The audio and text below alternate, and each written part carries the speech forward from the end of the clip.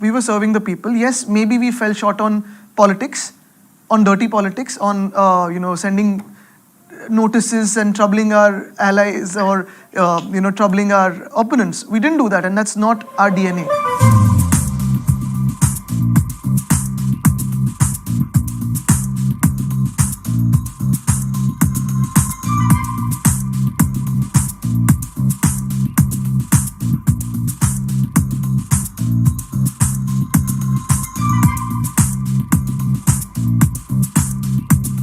I've been out on the roads. You've been seeing me everywhere. You've been seeing me tour the constituencies of the 40 Gaddars.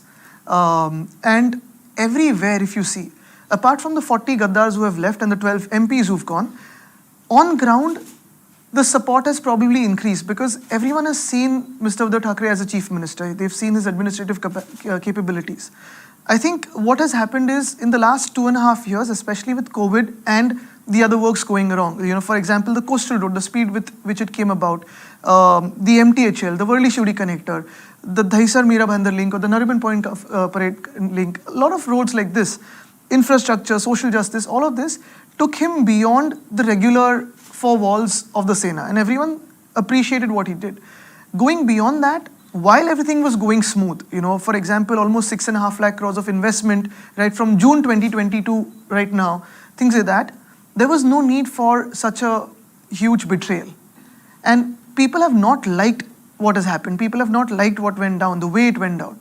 And I think that somewhere, even right now when I'm, driving wherever across the state, I was in Pune, I was, coming here also, people sort of knock on the windows, and these are non-political people. But they're saying, we're with you, please tell your father we're with you, we're supporting you. This wasn't right, what happened. So I think that whole envelope of love has come around us, that whole, embodiment of what we worked around, that is being seen. But within our minds, I think we have done no wrong. We were serving the people. Yes, maybe we fell short on politics, on dirty politics, on, sending notices and troubling our allies or, troubling our opponents. We didn't do that, and that's not our DNA. We worked well with everyone, and we've served the state. So I think we've done no wrong, and we've moved ahead.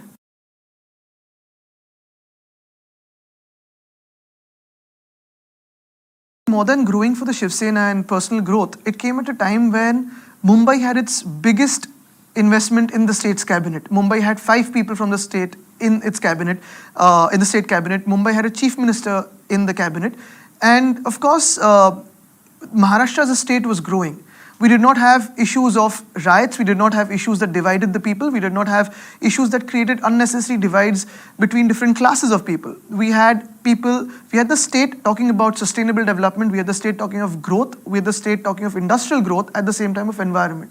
For me, as someone who's 32 years old, what hits me more than losing government or losing a seat or, a ministry is the work that we were doing. For example, a smallest example would be something like Mahabaleshwar. Now, the main street of Mahabaleshwar was a market street which we were actually revamping into something different. The Siri Road in Mumbai, we were doing a 900 meters walkway. Things like decks, basic things like, footpaths or safer bus stops or electric buses, electric mobility. Now, these are things that have been put on hold. For me, it's not about the party.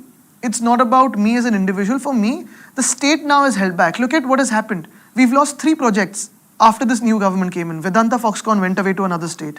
The bulk drug park, we could not have lost bulk drug park even if 5 other states would have got it. We've got 394 pharmacy colleges. We've got enough skill and talent here. We've got enough hospitals here. We're the country's largest vaccine producer.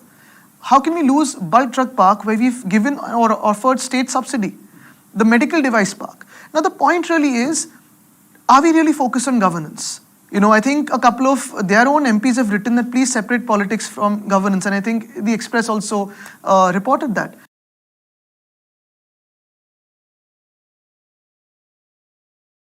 Traditionally, it has been always held at Shivaji Park, and that's why it's Shiv Tirtha.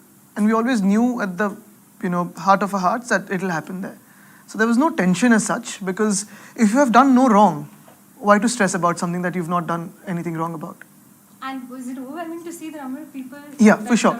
I mean, there was a different kind of energy at this rally.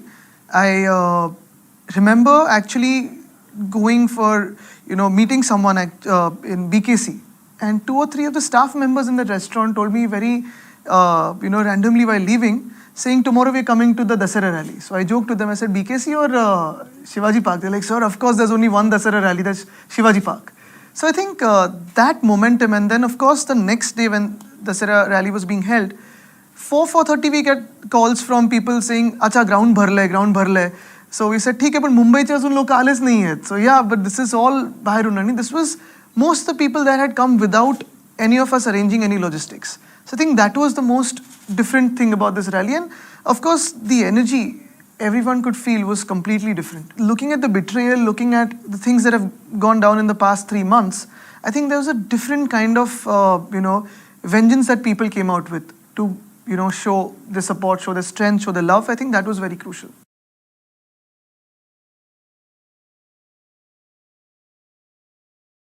Obviously, you have a huge national party coming on to you.